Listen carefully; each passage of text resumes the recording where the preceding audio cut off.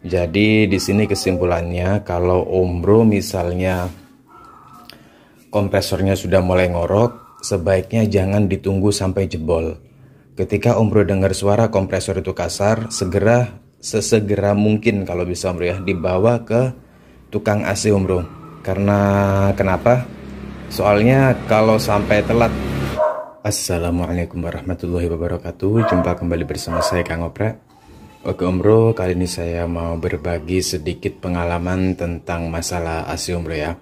Seperti yang Om Bro ketahui, untuk beberapa bulan yang lalu saya sudah bongkar kompresor AC Om Bro ya, dan itu AC saya agak dingin ya. Dan ini tepatnya Ramadan kemarin sebelum mudik saya benerin AC-nya Om Bro. Jadi masalahnya kemarin ini, masalahnya itu masalah awal ada di kompresor Om Bro. Nah itu ya, kompresornya itu saya ganti baru. Nah ini baru kompresornya Om Bro ya. Jadi ini saya ganti baru pakai kompresor. Nah ini Om Bro ya, ini kompresor Coolgear. Ini saya dapat harga 1,8 juta Om Bro ya. Jadi untuk kompresornya ini dapat 1,8. Terus di sini yang mau saya berbagi, yang mau saya share pengalaman di sini adalah, jadi masalahnya ini kemarin itu Om Bro ya. Jadi masalahnya itu ada di kompresor Om Bro.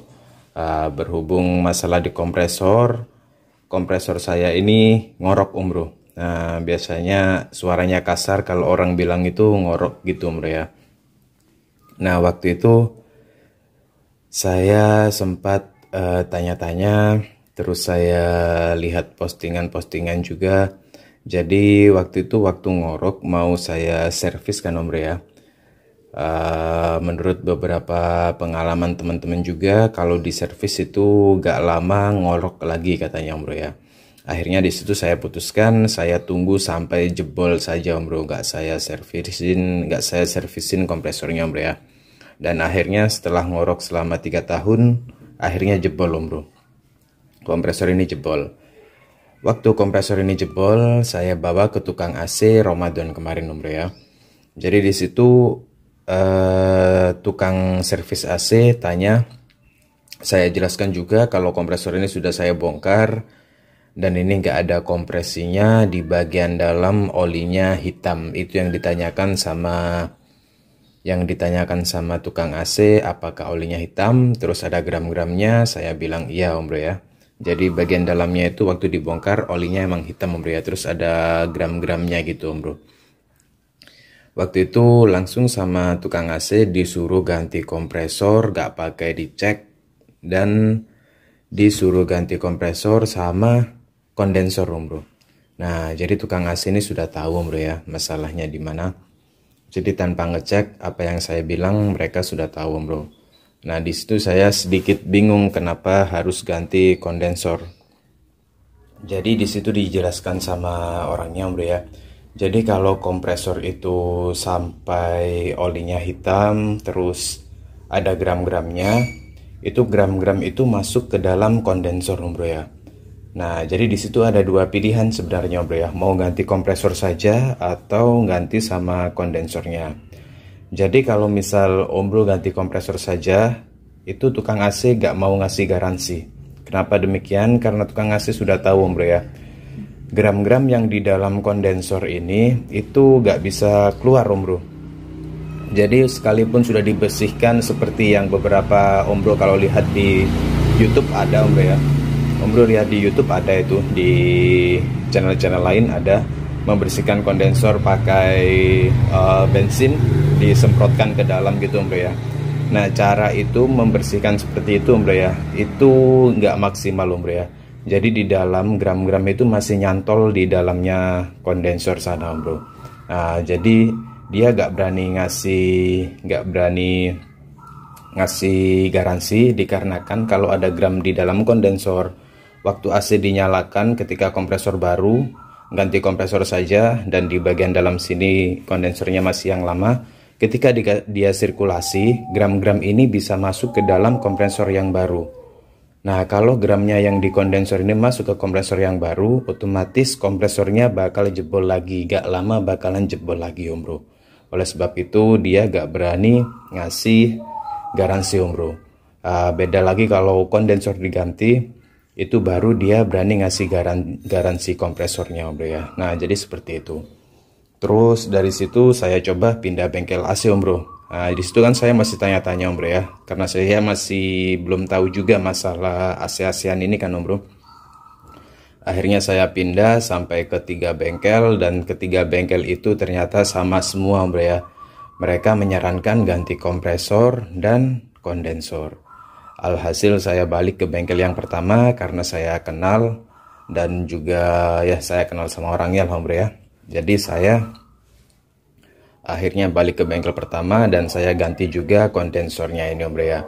Kondensor ini saya dapat harga 1,2 Om Bro.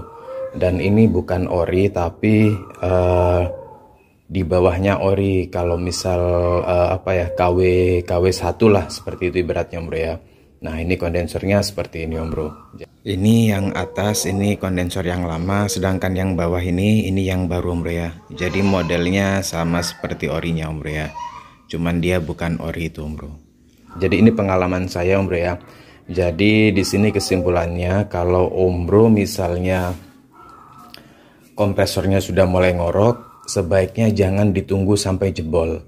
Ketika Om Bro dengar suara kompresor itu kasar, sesegera mungkin kalau bisa Om Bro ya, dibawa ke tukang AC Om Bro.